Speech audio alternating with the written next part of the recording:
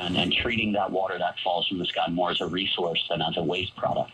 I think we know when water gets into a pipe or into a sewer, it basically now either goes to a water body and causes impact, or it has to be treated. So it, in essence, has become a waste product instead of a resource. So really, Green City Clean Water is what we're investing here in Philadelphia, is a multiple billion-dollar 25-year program to meet water quality requirements, but hopefully do much more than that.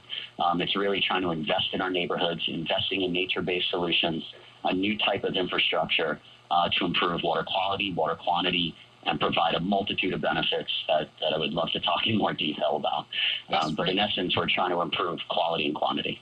Right, that's great. One of the signature pieces of the Land and Waterworks Coalition effort is investing in residents and investing in their knowledge and their power to change the quality of life and the quality of the water systems in their neighborhoods and in the region. Has Philadelphia found or kind of done the same amount of engagement with residents in your area? And if so, how has that looked and how has that been successful for you? Well, the whole program is funded using ratepayer dollars, so that there are residents. We know that we have to maximize the return for every dollar we charge our customers.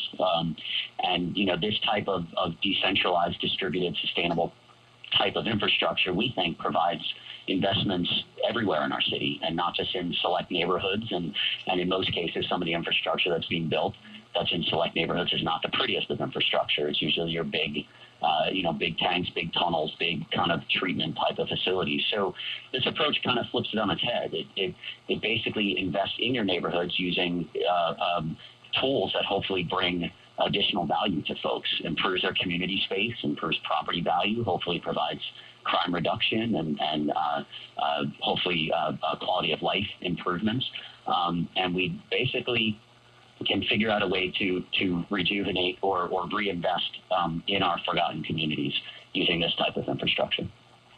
So, Mark, can you talk about you're 6 years into this Green City Clean Waters plan? Can you talk about the economic impact that you've seen and maybe some of the job growth in this sector?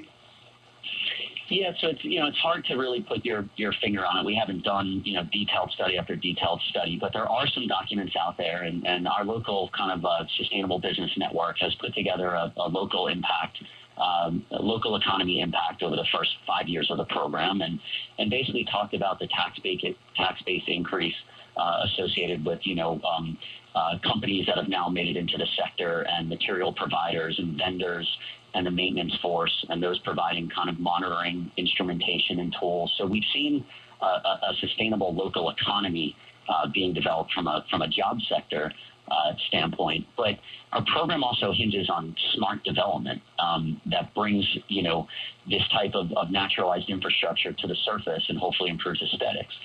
When you have smart development, when you have pretty development, when you have developers that know how to do smart growth in a city, you bring your population hopefully in, and you see more development happen. So smart development spurs, I think, more development, and all the positives you get from a property value, property tax increase, a job workforce, a quality of life standpoint.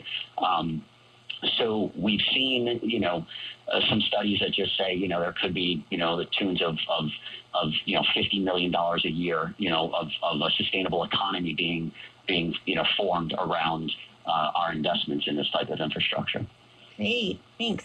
And can you tell us, back before you developed the Green City Clean Waters plan, why did Philadelphia decide to go in the direction of green stormwater infrastructure rather than more conventional gray infrastructure?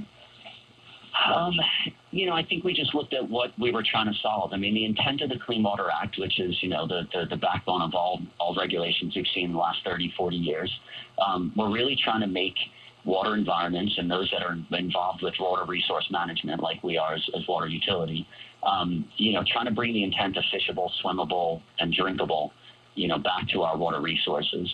As a department, knowing that we wanted to give the most to our ratepayers, we actually added safe, attractive, and accessible as kind of three other phrases to go along with the traditional fishable, swimmable, drinkable. And when you look at the type of infrastructure that was presenting itself, we could do what we used to, and that was bury our infrastructure, bury our investment, and get, the one or two benefits you get from that.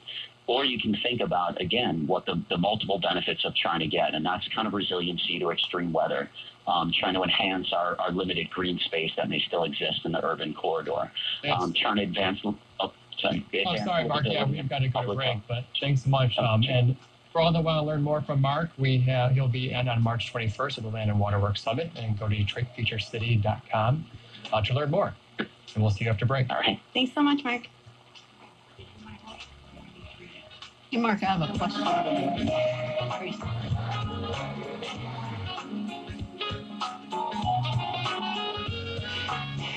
March savings madness at American Freight. Don't wait. Take it home today with Louis.